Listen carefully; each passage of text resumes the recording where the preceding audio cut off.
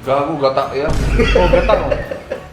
Ah, ganun kong ha. Hi mga babies! So ngayon nandito na naman tayo sa isang episode kung saan tayo ay magluluto ng sopas. Dahil kitang-kita nyo naman, alam kong di nyo nakikita dahil ang laki ng kawa ko, ito yung nakikita nyo. Sobrang ano kasi ngayon, maulan.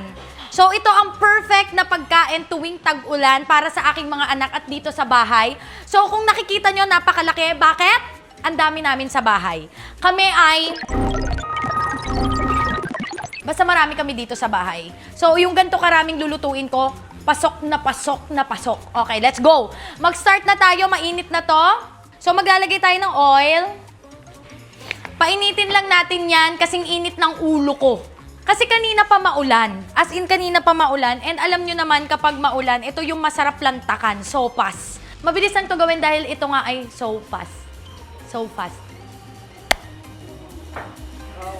So, prituhin na natin ang hotdog. Ano ang pagkaing ayaw ng gulo? Magsabi kayo ng ano. Hindi yung hinahayaan nyo ako ditong magnganganga nang walang nagre-react. Ano ang pagkaing ayaw ng gulo? Ano? Eh di bopis. Kainis kayo. Sobi, hindi nakakatawa. Talagang ginanon ako. Pakita nyo. Hindi nakakatawa. Ay, salamat ha. Huwag kang tasandok nito ha. Sigurado kang ayaw mo kung pasandukin? Oo. Ay, ano, bibigyan kita. Ako pa mag-serve sa'yo. So guys, ganun lang kabilis. Luto na agad yung ating hotdog. Nagtanggal na tayo ng onting mantika. Ilalagay na natin yung ating karne. Papunta na doon. Oh, ganyan din ako ng bata eh. Okay? So, ilalagay ko na yung manok. Kain lang natin siya ma-brown-brown. Tapos ito kakainin mo habang nanonood kayo movie. Ay! Tapos maulan. Ay! Tapos malamig. Ay! Tapos single ka. Ay! Maluluto ka ba o ano? Dahil medyo brown-brown na siya, maglalagay na tayo ng butter. Isahin na natin. Hotdog? Mamaya. So yung anak ko, kakumpetensya ko rin sa hotdog. So, bago ito maluto, ubos na ata yung hotdog.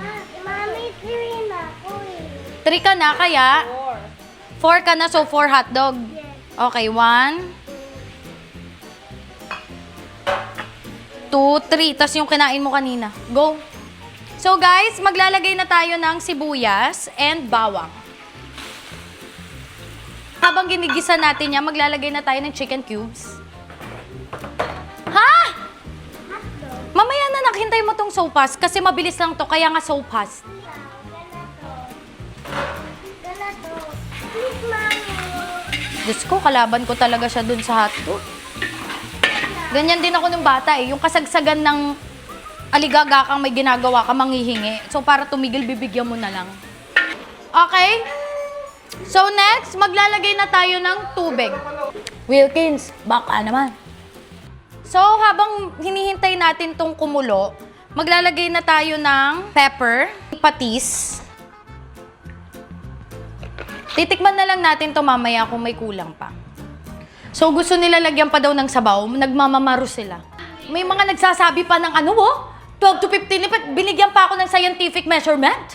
Okay, kuha pa kay Wilkins. Naniwala ako kasi binigyan niya ako scientific term. So, ang next, maglalagay tayo macaroni para sabay-sabay na yung uminit. Kasama yung ulo ko.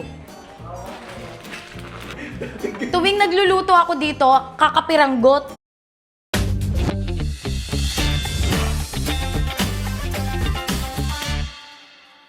Ngayon naman natatakot ako sa dami. Pero marami kami dito sa bahay, guys. Siguro nasa 20 mahigit kami. Ito na yung ating macaroni. Ang gagawin natin ay ilalagay na natin ang evap. Uy, ang saya ko ngayon lang napuno ito! Lagi kasi akong inaasar dito, sinasabi nila, ano ba naman yung laki-laki ng ano mo, tapos ang liit-liit ang niluluto mo. Ngayon, the winner takes it all! The loser... Siguro, try natin tikman. Kasi dito natin malalaman, guys, kung itigil na ba natin tong show na to or ano eh.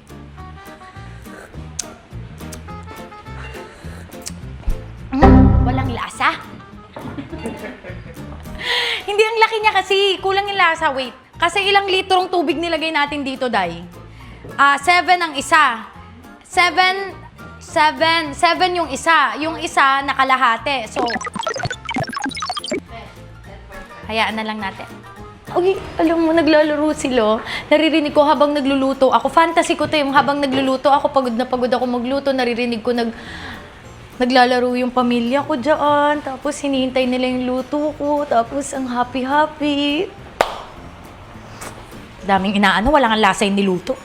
So, based sa judgment ko, kulang siya ng gatas. Maglagay pa tayo ng gatas. Okay, lagay pa tayo ng patis. Hindi na siya mahirap haluin nung nagkaroon na ng mga gatas-gatas na ganito. Oh. Para ka lang nag-cha-cha-cha. Cha-cha-cha, hari ng cha-cha-cha. Cha-cha-cha, hari ng cha-cha. Ganan. Ano yung Bicol Express? Ikaw, wag ka nang mag-ano, ha?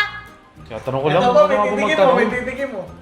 Hindi pa Hindi! Ano ba? Ano ba yan? Kakalagay lang kasi hindi pa nag-evaporate. Yung? Labi na away nila ako! Inaasar nila ako! Kaldo? Ano ba yan? Ano yan, no? Tingin mo. Kala ko aros kaldo. Gago, gatang yan. Oo, gatang, oh. Ganun kong ha. Natin itong mga gulay. Okay guys, ang ulam natin ng isang linggo, sopas! Tubig pa guys, tubig pa, ang dami. Ngayon lang ako nakapaggawa ng sopas na ganito ka rami, so kulang siya ng tubig. Tapos magdadagdag pa ako ng gatas. So dadagdagan ko lahat. Pati pasensya ko. Okay? Yung sinasabi nilang sobrang puti daw, malalambigan pa. At maglalagay tayo ng butter pa. Kahit ha, parang yun yung kulay, yun yung kumukulay. Sa laki niya guys, 3 na silang naghahalo.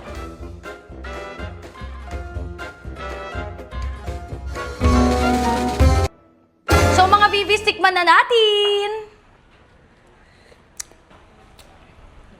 Perfect. Pwede nang mag-asawa. Okay? Akin na yung mga mangkok nyo. Magsasalin na ako. Pila na, pila!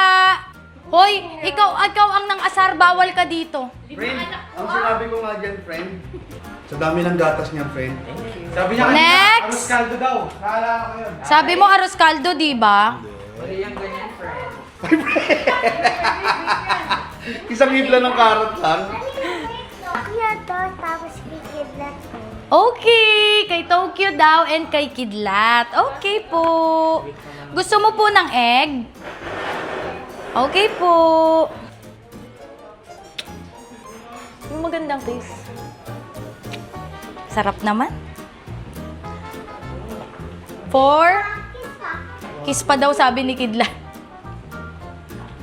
4. Siyempre, kay kung kukunin ko lahat ng laman. Please, after how many minutes, maglalagay na tayo ng mga ipamimigay. Siyempre, gamit natin ang Tri-Gem. Napakaswerte ng mga kapitbahay ko! Yay! Yummy! Luto ni Mama. Yummy? Yes. I know. Girl, grabe naman yung kain mo. Kinamay mo pa. Yummy! Yay, yay, yay! Aling. Masaya ako pag kinakain niya yung luto ko.